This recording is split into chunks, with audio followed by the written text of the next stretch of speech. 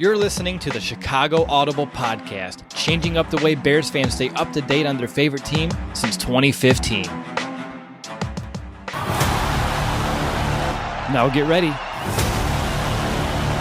because it's time to bear down.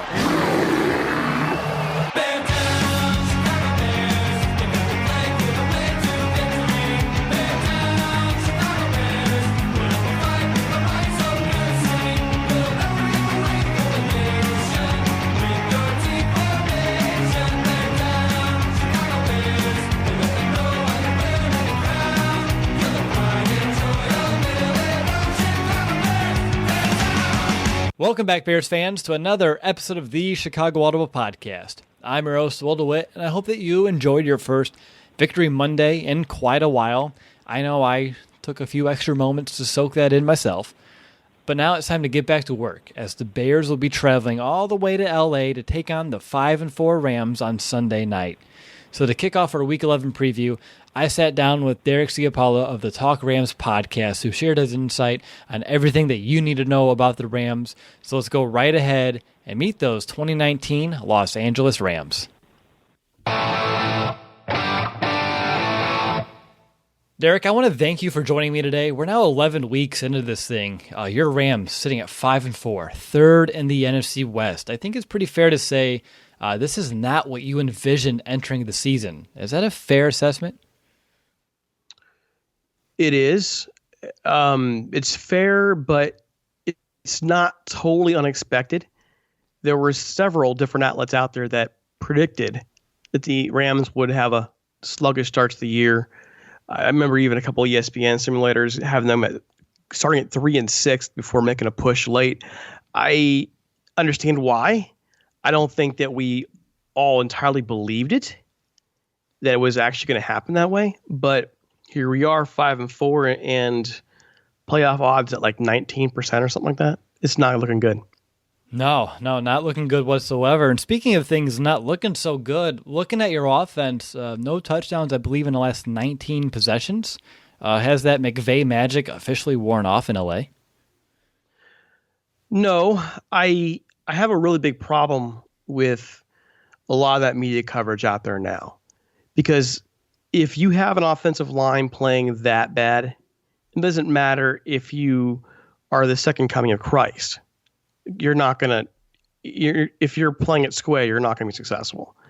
It's not McVay in this case. I've heard a lot about McVay saying, people are adjusting him defenses. The Bears, the Lions, the Patriots will expose him, and he's not adjusting from last year. No, he's adjusted. It's on film that he's adjusted.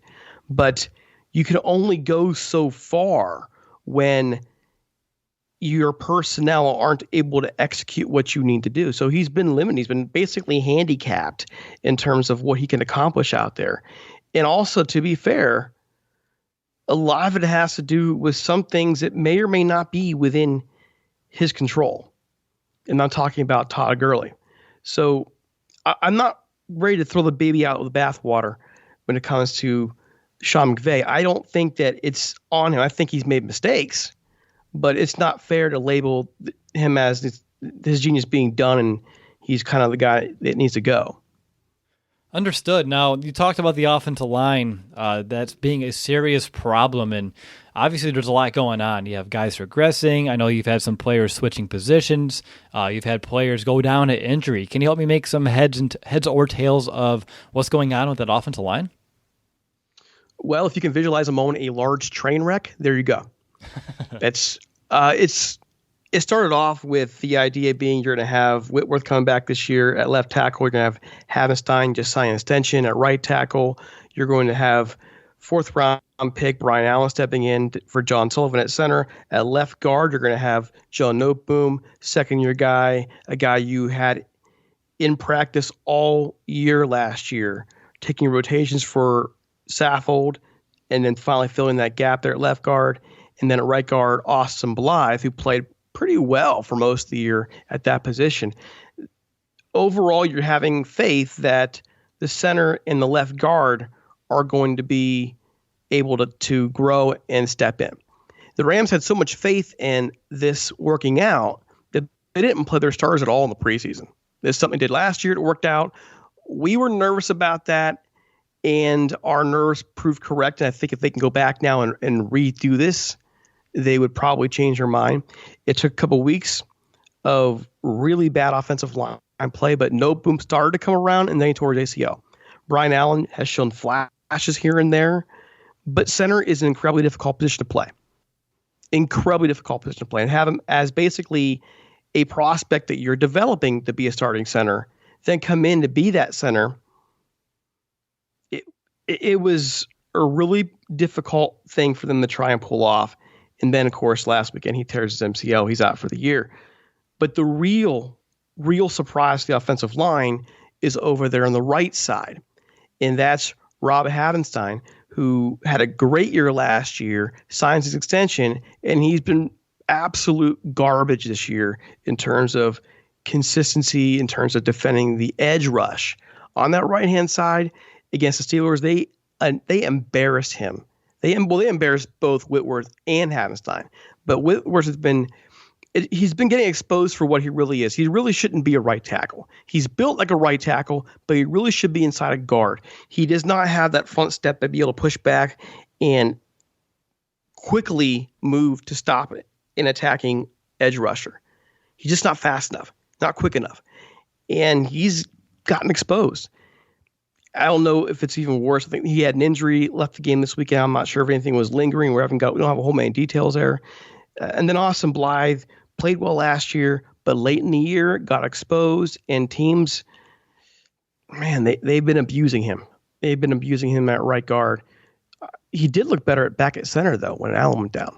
But that's the offensive line. Now they got a bunch of guys who weren't even there. Shelton, undrafted free agent, he'll be coming in there.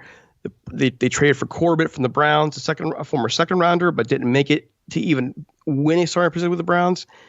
He's going to be in there, I believe, probably at left guard. Blythe's going back to center. There's a lot. It's a train wreck. I mean, I'm just trying to think what they're going to do. They're going to be Corbett at left guard or Corbett at right guard. Where's Shelton going at tackle? And there are just still question marks on the depth chart right now. They have a Corbett at left guard. They have Blythe at center and right guard, and Havenstein at right tackle. But that's not going to happen. Shelton's going to be in there somewhere. He was listed as a center. Bobby Evans was the guy to come in originally to who they thought was going to be, but David Edwards, a fifth-round draft pick, stepped in of late, and he's played a lot better. He's actually been the only offensive lineman that we've seen develop this year for this team. They've all regressed. Looking at Todd Gurley, obviously he's not getting the ball as often, and that's been a thing all season. 104 attempts on a year, which ranks 23rd. He's also 23rd with 428 yards on the ground.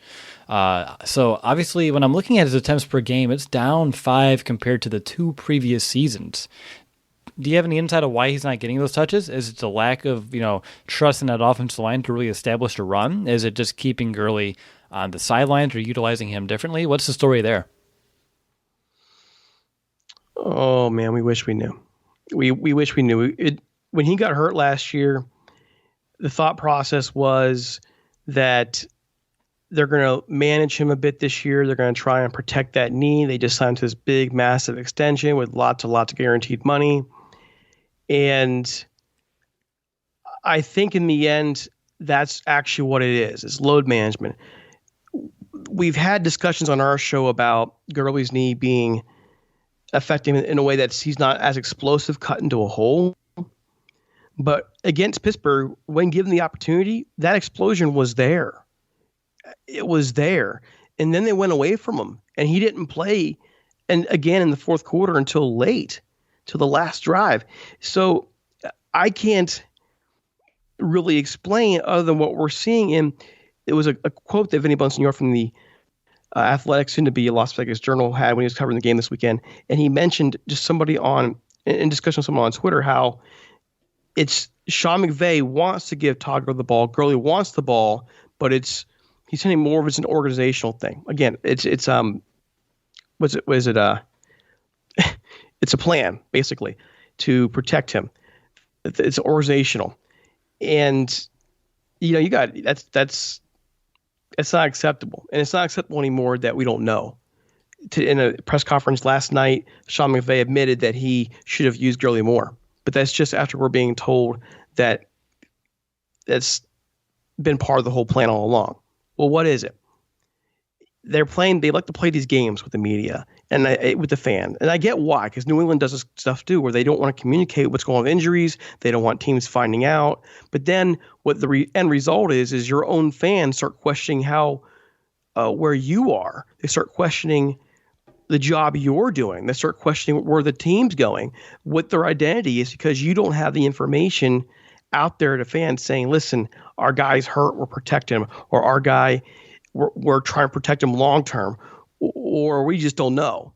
They're not telling us anything. So by conjecture, it looks like this is part of the organizational plan to protect him. But then what's the point? Because if you're trying to protect a $15 million dude by not playing him, then he's not really a $15 million dude anymore.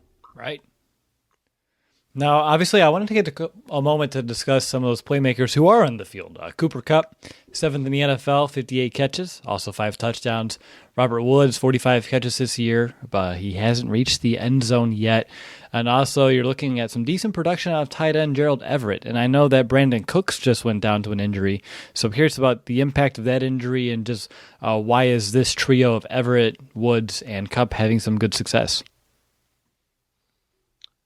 Well, first with Cooks, they aren't the same team overall going deep. He was brought in to be a deep threat. He was brought in to be a guy who can expose defenses. The guy's just fast. And they missed that a little bit, but they haven't gone deep much this year, period. They have not been willing to stretch the field as much as they were last year, partially because of lack of time in the pocket, partially because they are looking to establish different things early in the game. Partially, I don't know. So his impact, it's there, but Gerald Everett kind of makes up for that. Gerald Everett emerged as a main target now for Jared Goff. He is fast, athletic, can make some really brilliant catches in traffic. He's still developing. He's still going to make his mistakes. His route running isn't perfect. He still will drop a pass once in a while, but he's becoming more and more dependable, a guy who can make people miss even for his size. And that is a key thing that I expect the Rams to really develop more now as the season goes on. And they're going to need more 2 tight end sets with the offensive line being as bad as it is. For Cooper Kupp, he's better now than he's ever been. Before his ACL injury, he came back this year faster. Came back as a better route runner. He is a guy now I think teams are realizing he's a legit number 1 receiver, which now means he's drawing number 1 corners against him. So I'm expecting teams to really leave open guys like Robert Woods a little more now and Josh Reynolds until Josh Reynolds can prove himself. Cooper Kupp can get wrapped up a lot more than that last couple of games. Now, the other options are there too. The other options are too. Josh Reynolds, there should have been a penalty late in the game, 4th down, end zone. There it is, touchdown, interfere with, they didn't call it. He had his guy beat. He made some really nice plays against the Steelers. He's been a guy who's flash potential. He could be a guy that develops into that deep threat. So he's a guy to keep an eye on as well. And then Tyler Higbee, their tight end, mainly a blocking guy. He'll make you miss out there a little bit and is willing to be physical with corners as well. So there are a lot of weapons on this team. It's just about protecting the quarterback, Jared Goff, long enough to get the ball to those weapons. When I'm looking at the offense, 2 areas in which I've seen some inconsistency, at least compared to last year. 3rd down. They were in the top 10 last year, but they currently sit 22nd in the league on converting on 3rd down. And then this year, they're turning the ball over the 6th most of any team. With those 2 issues on offense, does it just kind of all go back and stem from the offensive line, or are there some other issues at play? We're still formulating this up because it's easy to just say it's the offensive line. But I think it's so many different factors that are involved in this. I think it starts with actually Todd Gurley. Todd Gurley is the engine that makes this offense go. He's always been the engine that makes it go. You'll notice that when he went down last year, the offense did okay at the end of the year when they brought C.J. Anderson in, but it still wasn't the same offense. If he's being limited in his touches, then teams are better able to adjust to what the Rams are doing. So his touches are limited.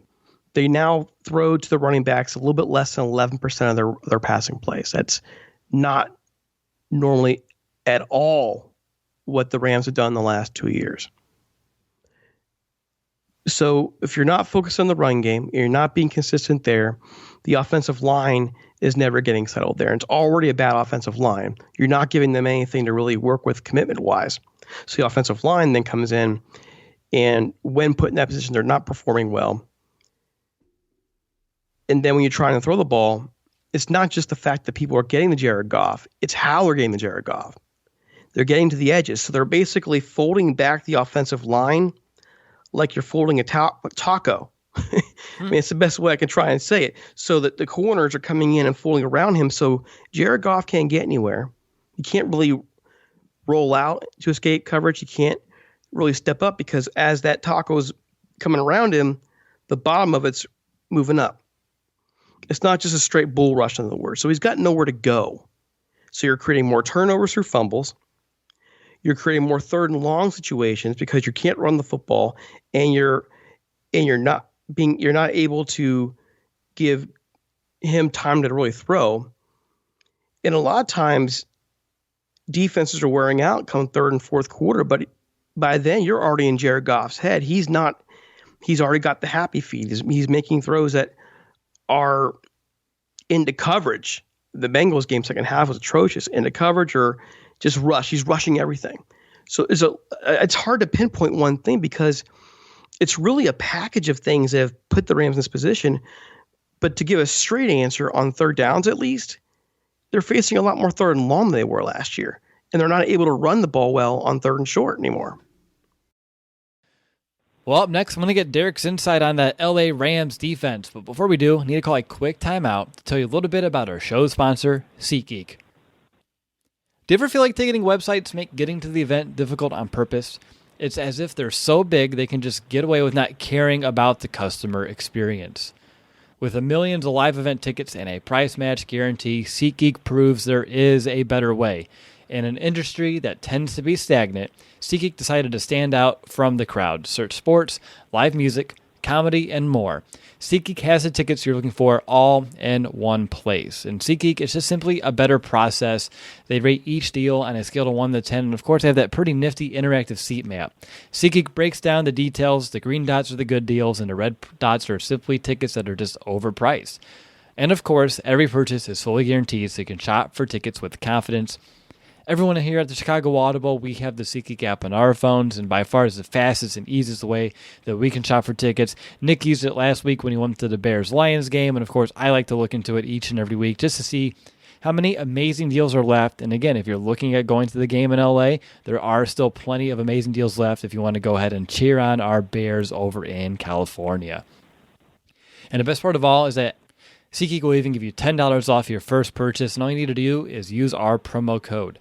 Download the SeatGeek app today and use promo code BEARS for $10 off your first purchase on SeatGeek. Again, that promo code is BEARS, B-E-A-R-S, and that gets you $10 off your first purchase on SeatGeek. Alrighty, you're listening to the Chicago Audible Podcast. I'm sitting here with Derek Ciapala of the Talk Rams Pod, and we are sitting here getting his insight on the Rams. And I want to switch some gears here and look at that defense that ranks 11th in total yards, 16th in points allowed. I want to know, Derek, are those rankings a good indicator of what type of unit that they've been this year, or have they played better or maybe worse than the stats indicate? Those rankings are they're a poor indicator. Okay. You're going to include the Tampa Bay game in there, which was a total offshoot, the Seattle game. So those are back-to-back. Outside of those two games this year, the Rams' defense has been pretty dominant, especially in the last few weeks. It's very, very done. They'll make a couple mistakes here and there. There was a series of plays in the second half of the Steelers game where, for whatever reason, they kept playing Nickel Roby-Coleman off in coverage far away. And they got like 3 first downs in that drive just by going the same area, the same guy, and the Rams didn't adjust. They do dumb things like this, but their pass rush has steadily improved throughout the year. You have different guys who can do different things pass rush wise. Aaron Donald doesn't have the same numbers he had last year, but he's still causing the same kind of problems. And a lot of other guys are picking up sacks because he's so imposing up there that their teams are triple teaming. Pittsburgh's triple teaming him yet on Sunday, like everybody else has been. But yet, he's still part of the safety. Clay Matthews in there getting sacks. Dexter Fowler's getting sacks. You name it, someone's getting in there on the quarterback. They're much better at stopping the run. And pass defense-wise, I know we're hearing comments about how Jalen Ramsey has not been as effective since joining the team. That's true to a point, but it's also true that teams still avoid throwing at him. They went all at Troy Hill the other day, and Troy Hill was okay, but overall, this Rams defense is very, very good, and it's getting better. There are weaknesses in the middle of the field. You can really get them, but teams right now aren't able to even get there because they're getting enough push on the line defensively. They have a nice rotation of defensive linemen up front. They're able to come in and out of the game. They rotated a lot. They stayed fresh throughout much of that game on Sunday, even though the Steelers were controlling the clock for a while. And Lindsey Theory from the ESPN Los Angeles covers the Rams. She made a point during the game that if the Steelers had an offense, they would have, basically paraphrasing now, they would have blown out the Rams. The saying goes the other way around. If the Rams had an offense, they would have blown out the Steelers on Sunday because the Rams defense controlled large portions of this game. Well, you talked about the edge rushers, Aaron Donald, well, not edge rushers, just pass rushers in general. Aaron Donald, Dante Fowler, Michael Brockers, and Clay Matthews. And you said they can get to quarterbacks and do different things. Can you let our listeners know what to expect from each of those guys? Clay Matthews came back from his injury last week. You're going to see Clay Matthews moved around a lot. Sometimes they'll put him in the middle. Sometimes they'll put him off the edge. Sometimes they'll kind of just move him somewhere in random places, and then he'll just go. He'll come after quarterback. They like to put him back in coverage once in a while. So the initial thought with Matthews was that he would be kind of a roamer, and they'll put him in different places, and that's exactly how it's played out. For Dante Fowler. It's not the baseball player. Dante Fowler, I don't know why, but some folks have criticized his play this year in the national media. The Steelers, when they scouted him, one of their writers said that he wasn't playing well this year. What are we talking about? He's been exactly what the Rams need him to be off the edge coming in. You'll find him a lot in the edge.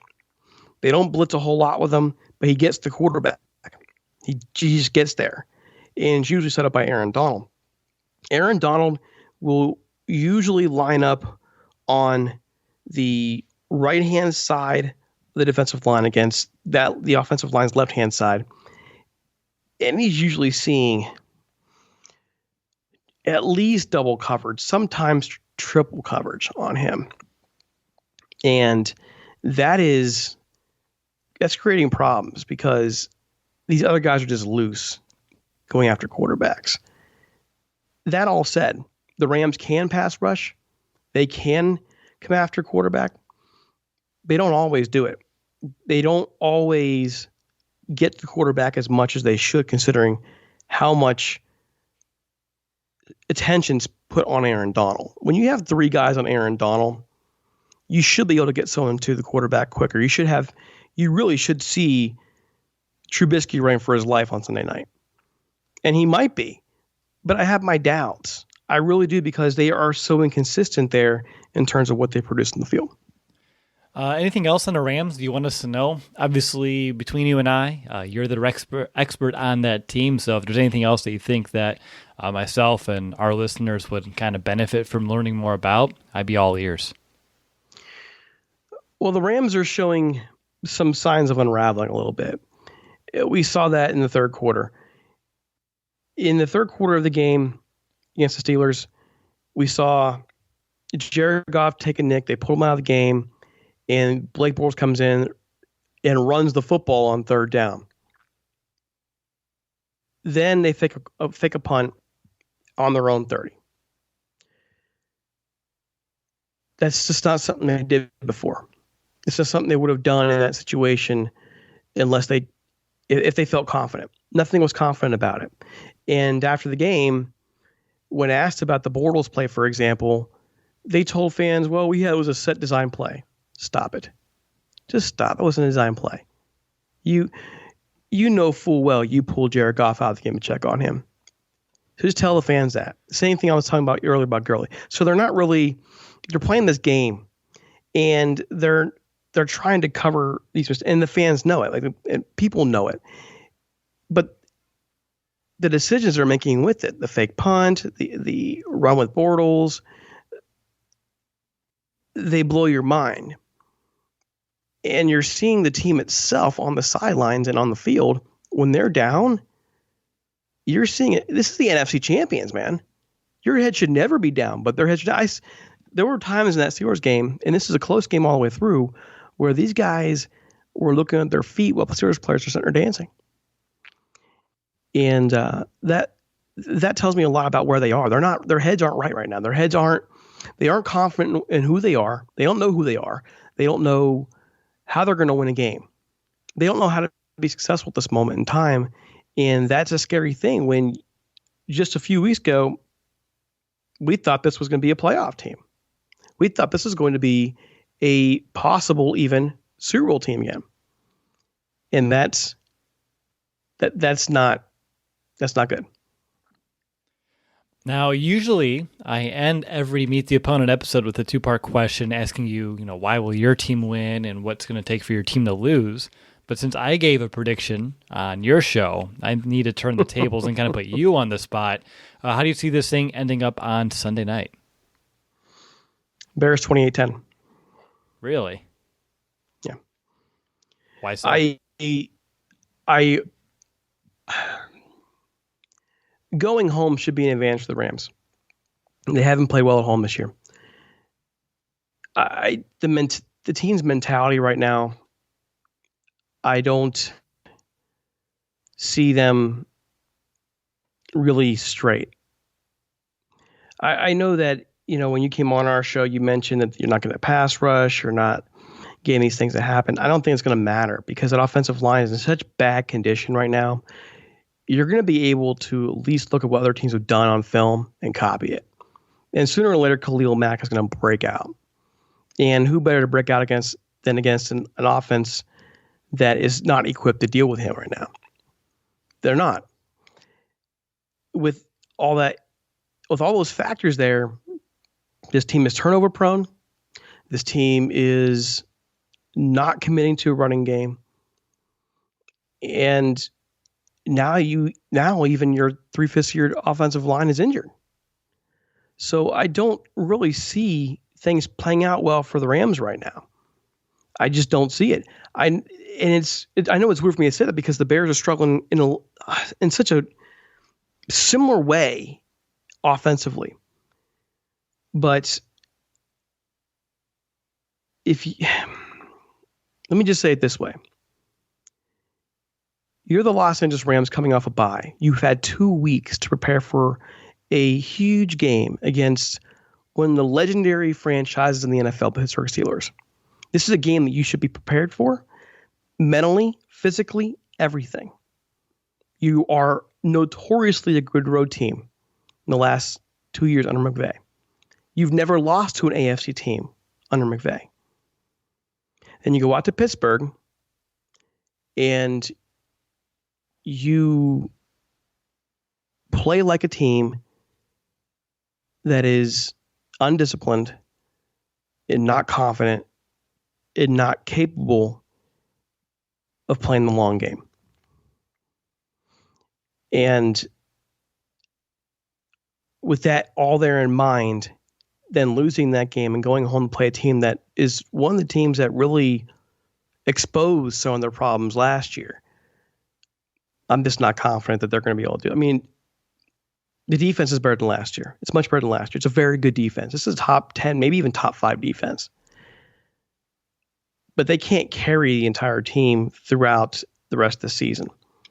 And I don't see the offense right now being locked in. That's why I think this is not even going to be a Bears win, but so be a chance for the Bears to get healthy. Interesting. That's an interesting take. You know my thoughts. I expressed those over on your show, but again, the Bears, we've only scored more than, I think, 20 or 23 once, and that was against Washington and that lowly defense. So I have a hard time envisioning 28 against you guys, but I'm not going to mind your optimism or lack of optimism for our offense, your defense. Well, I'm thinking you guys will probably get a couple turnovers. Easy. Those will help. So, I mean, by the way, I'm hoping I'm wrong. I'm hoping I'm wrong. You do. I know you do. Obviously. I hope that these guys go back and get in gear, but I'm not seeing a whole lot of leadership. And I guess I know I'm talking a lot here on this, and maybe this kind of correlates with your guy. I know Matt Nagy's having a hard time there. And so for Bears fans especially, I hope you hear this and take heart. Both these coaches are young coaches. And I think our instant response when the team struggles under these young coaches is to get impatient, tear them up, want the team, push the team to fire them, and so on and so forth. And I think that's a huge mistake. With Matt Nagy, it's clear the guy is a good coach. But just like football players have an off season, literally during the season, so do coaches. No one's perfect. These guys are both young. They are never going to be perfect in every year out. They need to learn. I think of Bill Cowher when the Steelers hired him. They were successful fairly quickly. Then he would have a couple down years here and there, up and down, up and down. I was sort of hearing people saying, get rid of Cowher. He's not winning Super Bowl. They went 6-10. Get rid of Cowher. And then before you know it, they finally get that Super Bowl, and he retires, having set the team to win another Super Bowl a short time later. And they've built an entire culture there in Pittsburgh to continue being successful, to where Mike Tomlin years later still has that team competing every year. So with a guy like Sean McVay and Matt Nagy, hang in there.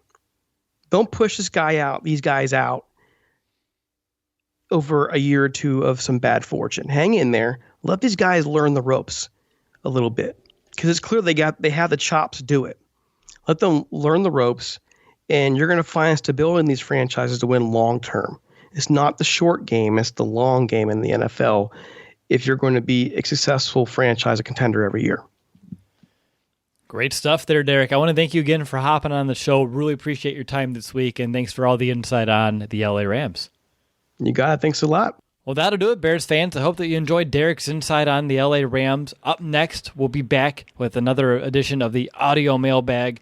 And then, of course, Nick and I will be here in just a short time after that for our weekly game preview episode. So until next time, bear down, Chicago. Bear down!